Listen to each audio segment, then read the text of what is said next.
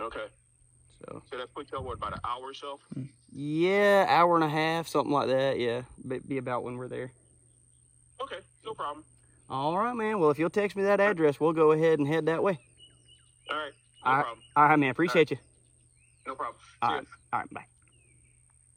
So what was that phone call about? So he just gave me a call. He's like, hey, man, you're the only one I could think of to call. I got something you need to come up here and look at, something I need out of my way. So I'm not going to tell you guys what it is. I know what it is, but it's going to be absolutely epic. So we're about to get the trailer hooked up to the Cummins. We're going to be headed up to Enterprise, Alabama. Check out what this guy's got, and I think it's going to be something that's absolutely epic. I think you guys are going to like this.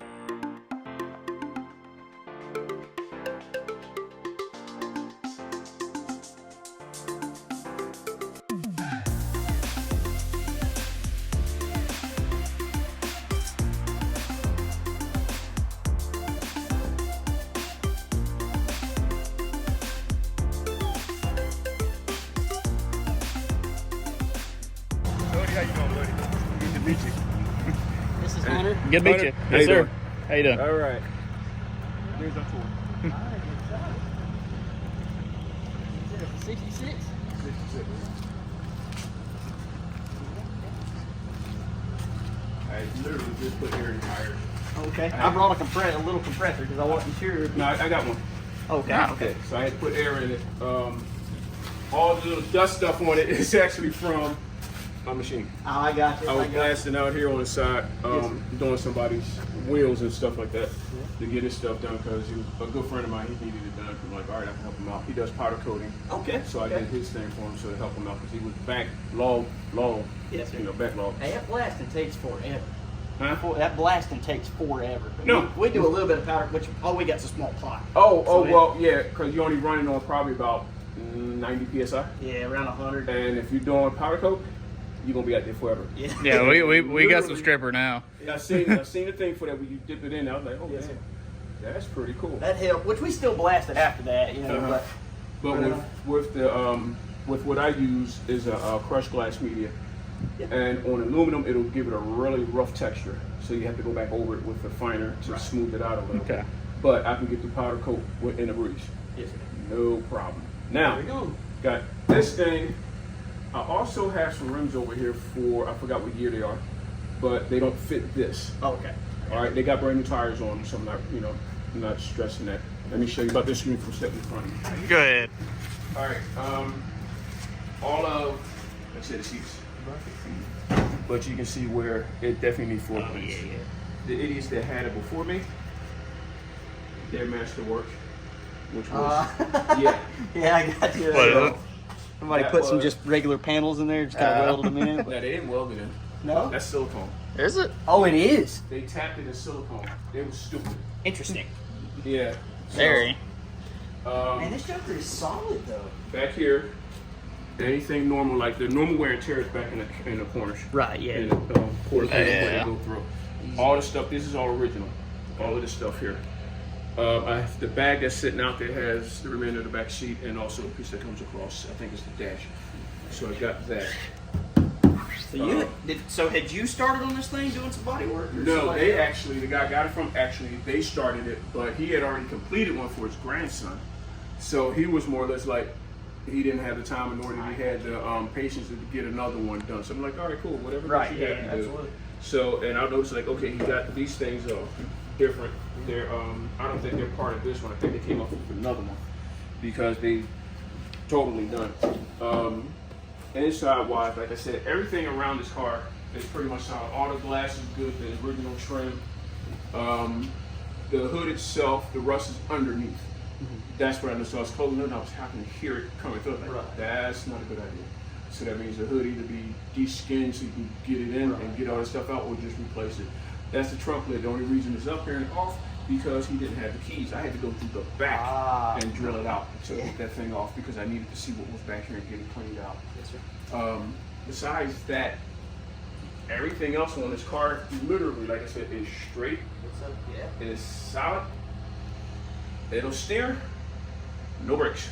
No brakes. So No brakes. that's one of the biggest things. And like I told you, my 94, Yes, sir. that's my puppy. What's This- in it? 5.0 or? 5.0. 5.0. This has a 5.0. It's a 5-speed. It actually runs. I got everything on top of it because I had to clear stuff out. I took it out about 2 weeks ago, washed it up, brought it back in. I still got to replace the seat covers.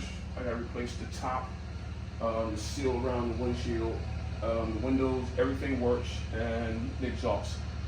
For my age, is just too damn loud. And being in this neighborhood, you know people want these all retired. They're gonna complain. Yeah. Personally, I don't give a damn. Yeah. But you gotta have respect for others. Yeah, absolutely. And plus, I have two daughters, one 4 and one 10.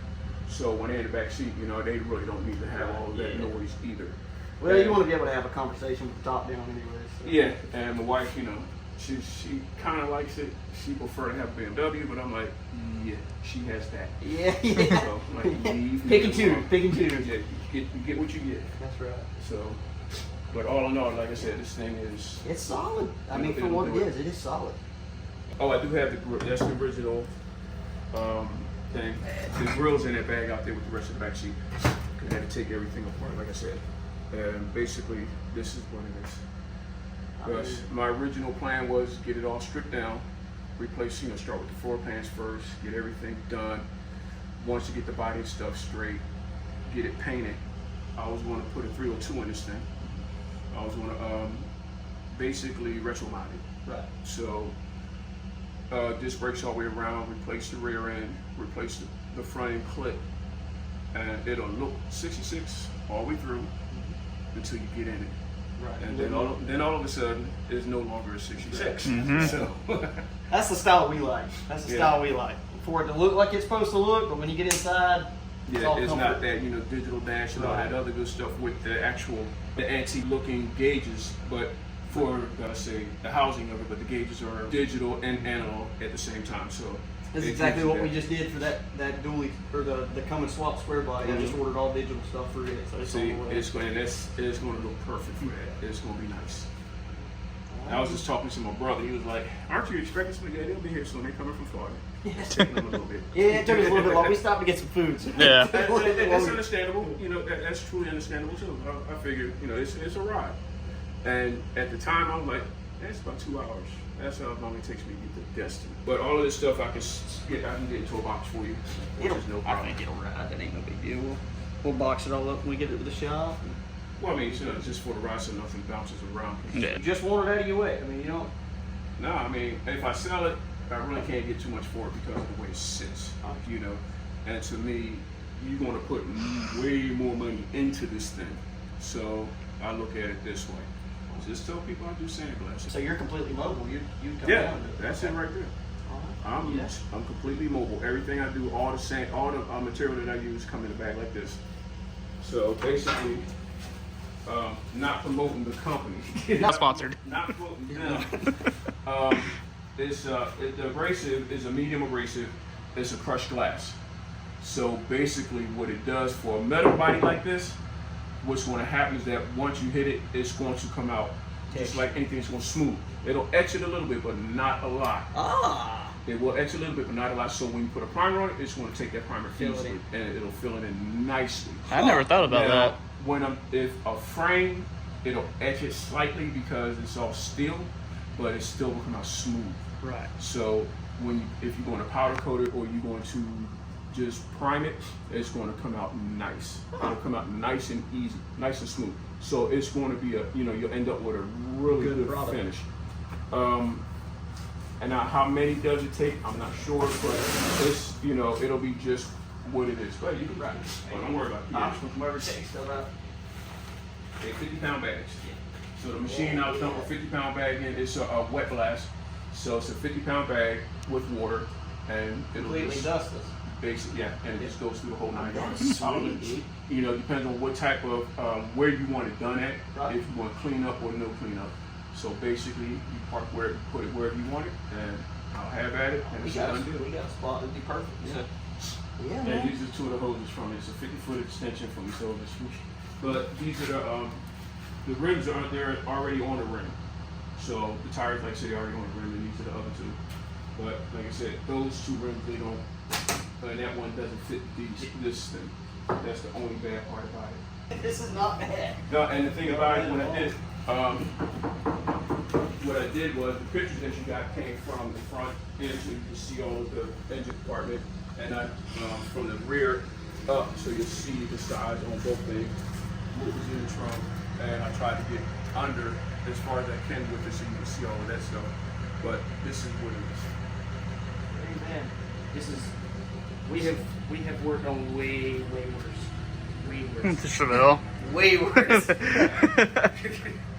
Yeah. Hank Square Body. Thanks for terrible. This ain't gonna be bad at all. And I just like to see the finished product. Oh yeah, absolutely. Absolutely. I'll fill up before I leave. The water tank comes to the pump. The pump will load this thing up. Once this is loaded with water, I open it up, I depressurize it, open it up, put the bag of media in it.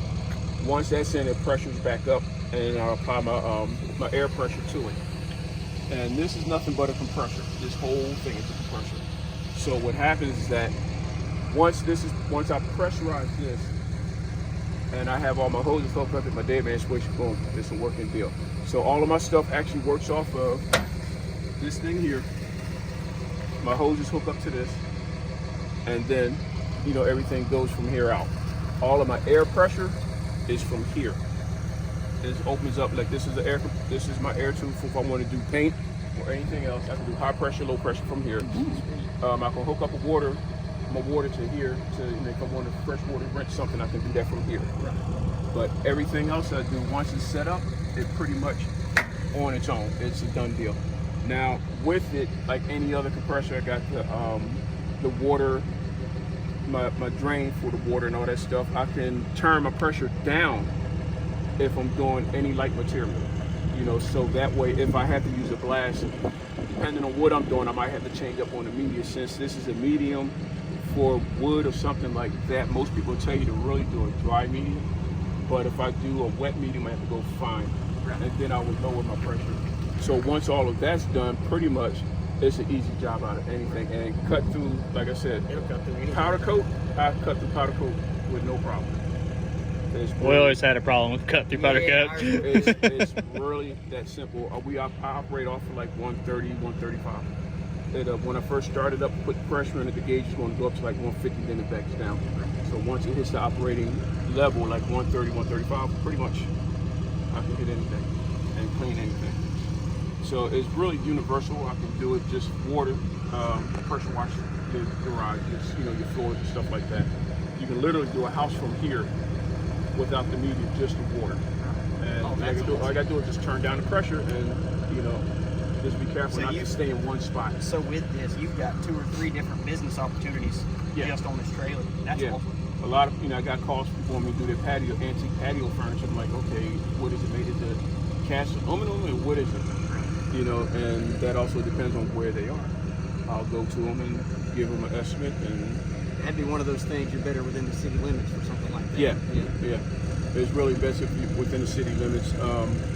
Most places, like what you do for cars and things like that, I can travel far, but I would honestly say to them is that if I'm coming that far, have more than one.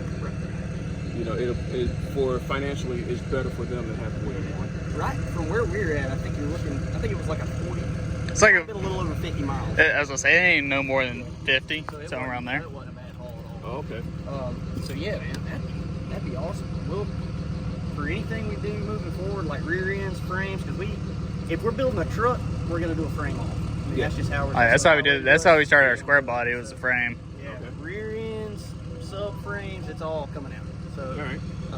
Yeah, man, we'll definitely give you a call anytime. Hatcher Multimedia LLC.com. It's right there on the window. That's just the logo, but it's not. I don't have my website on it. When I had it done, the website wasn't really running. I got you. So it's there, but like I said, I haven't done too much of anything around here because of work and whatnot. Yeah. Right, I understand. And my wife was like, "Well, you getting rid of the car?" Yes, I am getting rid of the car. Why are you not selling? Because it's not really worth selling at this point in time. Yeah. I mean, yeah, you can, but it's hard to find a buyer for something. It like is. This. So it's easier to just get rid of it, and hopefully something else will pan out for it. So don't worry about it. Are you going to put your trailer in that spot? Yeah, it's going in the garage. Okay. That's the biggest thing. Keep it Yeah. out. Keep it out of heat. Even though they're designed to be outside, It's like, yeah, that's... Even after a while, the sun's going to beat it up. Yep, and that's not what I want to happen. I don't see you on Facebook. All right, Google.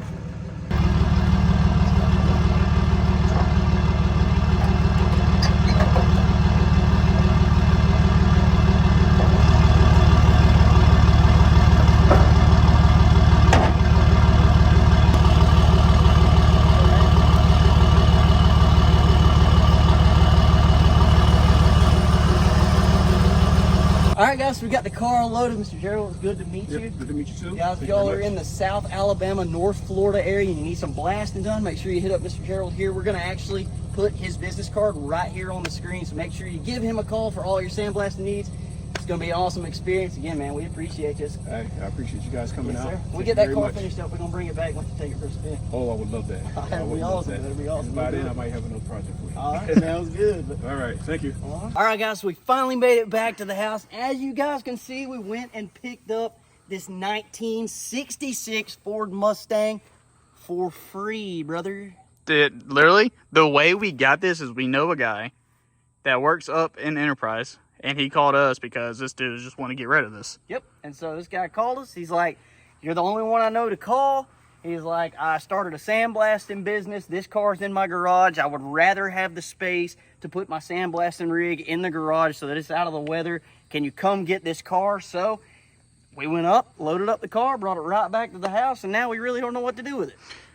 I mean, we could slam it, put some Alden American coilovers on it, brother. You know, wide body it, Coyote swapped it. Something crazy, you know. You know. So we're really not sure what to do with this thing. So right quick, if you guys don't mind, hop down in the comments. Let us know what y'all think we should do. Should we go back absolutely stock, or should we take advantage of this situation and just make this thing absolutely insane? Just do something crazy. Let's put a big turbo LS in it. Let's do it. Why not? Make some people mad. So I do want to walk around this thing, just show you guys kind of what we have going on. And you can look at it and tell overall, it really is truly pretty solid. We've got a little bit of rust in the bottom of the fenders right here, which that little bit of stuff right there, super simple to address. A little bit there, the bottoms of the doors, but these rockers are solid all the way down, and I believe it's the same on both sides. I don't think there's any rust in them on either side. Yeah, right? no, we just looked at this one at our buddy's house because we stopped by to let him look at it, and he even pointed out that the rocker on the passenger side it was solid. solid. So yeah, I mean, rockers are solid. The quarters have a little bit of rust in them. You can tell it's starting to pop up right there, but it's not through and through yet. I mean, if we wide body this, we'll just cut that out. It'll be out anyway. Yeah. You know? So bottom of the quarters, obviously, you know, that's a common thing on any of these classic cars. At the bottom of the what 60-year-old car right here? Something like that. Yeah. You know, so kind of to be expected. Little bit of issue right there that'll have to be addressed, but honestly, that's just a mounting issue. Not really a problem whatsoever. In here, this is all solid as well. So that's the floor pan, and then you've got the actual fuel tank that makes the bottom of the trunk pan here. So really and truly, inside of the trunk is absolutely solid. You can look through here and through there, and you can tell where that rust is that's in those quarter panels. So really not uncommon, again, and not anything that's really that difficult to address. The bumpers are in decent shape, minus not being mounted all the way, but hey, not a problem, not a problem. All the glass is in it, none of it's cracked, none of it's busted. All of the window trim and everything is in it. So this thing, it's a complete car, bro. Other than the drivetrain. Other than the drivetrain. And honestly, if we just didn't care, we could throw that in there. We could start driving this thing after we address the brakes, because those are no good. So anyway, again, the rocker on this side, absolutely solid all the way down. The door is pretty much the same story as the other side. Just got a little bit of rust in the bottoms here, which is not an issue whatsoever. And then we've got this fender right here that is absolutely solid. I didn't see any rust in it whatsoever. Somebody had started working on it, never finished it. So really and truly, that could be something that could be worked pretty easily. Yeah. I mean, other than the basic, you know, the sun damage from up here from the paint chipping, that's all surface for us. So it's not like it's cancerous. Yep, strip all that stuff down, get it down to metal, and dress all that, sandblast it a little bit if we have to, and then just hit it with some epoxy primer, start, you know, actually doing body work on this thing, get it put back together. It'll be a solid, straight car, bro. Oh, yeah. This is probably the best car we have in the fleet body wise. Yeah, honestly. Besides the Chevelle, obviously, we put a lot of time in that. I mean, the Chevelle was rough, but as far as like starting point, this is in better shape this than is anything we've had. the best shaped car we've got. It's solid, absolutely crazy. So we'll move to the inside here, show you guys kind of what we're working with. We'll look at the bottom of the doors first because honestly, I haven't seen this yet either. And you can tell right through here, there's no rust in this. We got a little bit of paint flaking right there, but there's no rust in the bottom of these doors. That's pretty solid, dude. Those are solid, bro. And we got, it's a bucket seat car, bro. So somebody somebody tried to paint this blue. Yeah, they tried. They thought about doing something, but you know, they may have tried to use some of that interior paint that you actually put on upholstery. Yeah. That might be what they were trying to do, started to address these seats, and then it just didn't work, or they didn't like it, or something like that. So, looking down in here, we got part of the back seat. I believe this might be the backrest part of it rather than the bottom. Whatever it is, I've got the other piece in the back of the truck in the bag. Yeah, right there. Yep, and we've got a rear center section right here for a rear end, which seems to be free. It's moving, so that may be good. We'll have to figure out what gears those are and all that stuff. But the floor pans were done by somebody at some point in the past, and it looks like they tacked it in here and then just went over it with silicone. You can see all the silicone right through there. Yeah, all that stuff will have to be out, and that's just regular sheet metal too. That's not even like a replacement floor pan. It's just something somebody threw in there. Underneath the back seat is a little rough, like right around where that seat actually would lock in. Yeah. It's a little bit rough right there, so you know that'll be something that we have to address as well. But overall, these front floor pans, they seem to be, and you can get right here and check that out, they seem to be pretty okay. There's a little rust on that side underneath where the pedals and stuff are, but again, for what this car is, man, this thing's 60 years old, so it's not terrible. No, and the doors close look phenomenally, look how dude. solid these doors shut.